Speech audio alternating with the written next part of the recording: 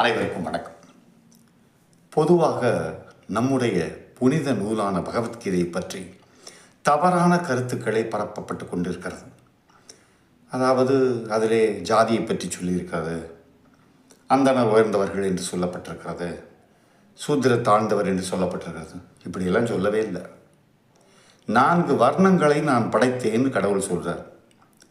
கிருஷ்ண பரமாத்மா தெளிவாக சொல்கிறார். 4 பிரிவுகள் என்றால் உழைப்போர், கடுமையாக உழைப்போர், தேசத்திற்காக உழைப்பவர்கள், நாட்டின் தர்மத்தையும் வேதத்தையும் கோவில்களையும் பாதுகாக்க உழைப்பவர்கள், உற்றார் உறவினர்கள் நன்றாக இருக்க வேண்டும் என்பதற்காக உழைப்பவர்கள். இது 4 பேருமே வேணுமே. இந்த 4ஐயும் எல்லாரும் செஞ்சுக்கிட்டு தானே இருக்கோம். ஆக இந்த 4 பிரிவை படைத்தேன்னு சொல்கிறதுல எங்கே ஜாதி வந்ததுன்னு தெரியல. வேணும்னே இந்து மதத்தை பழிப்பதற்காகவே எதையாவது ஒன்று சொல்லிக்கிட்டே இருக்கிறாங்க. இந்த பகுத்தறிவு பகலவர்கள் பூரா இந்த மாதிரி எதையாவது சொல்லிட்டு அவங்களுடைய இல்லத்திலே சமஸ்கிருத மந்திரங்களை ஸ்லோகங்களை சொல்லி பூஜை புனஸ்காரம் செய்து சுவாமியை கும்பிடுறாங்க. இவங்க தான் முதல்ல சொன்னாங்க பகுத்தறிவுக்கு ஒவ்வாத மொழி அது அப்படின்னாங்க.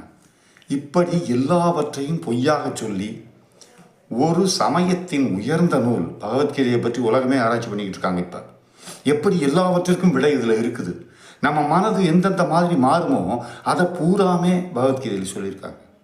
அந்த மாற்றம் எப்படி எப்படி வரும், அதற்குரிய பதில் என்ன அப்படிங்கிறதையும் சொல்லியிருக்காங்க. ஒவ்வொன்றுக்கும் சிறப்பாக விளக்கத்தையும் சொல்லியிருக்கிறார் கிருஷ்ண பரமாத்மா. இதில் எங்கே ஜாதி மதம் வந்தது, எங்கே தவறான விஷயங்கள் வந்தது என்றே புரியவில்லை.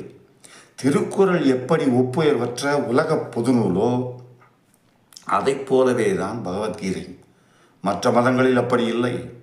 எங்கள் கருத்தை ஏற்றுக்கொள்ளாதவர்களை கொல்லுங்கள், பைபிளிலே இருக்கு இந்த வார்த்தை. அன்பு மதம் சொல்லக்கூடிய மதத்தில் இந்த வார்த்தை இருக்கு. இது நமது கருத்துக்களை ஏற்றுக்கொள்ளாதவர்கள் காபிர்கள், கொல்லப்பட வேண்டியவர்கள் இஸ்லாமிய மதத்தில் இருக்கு.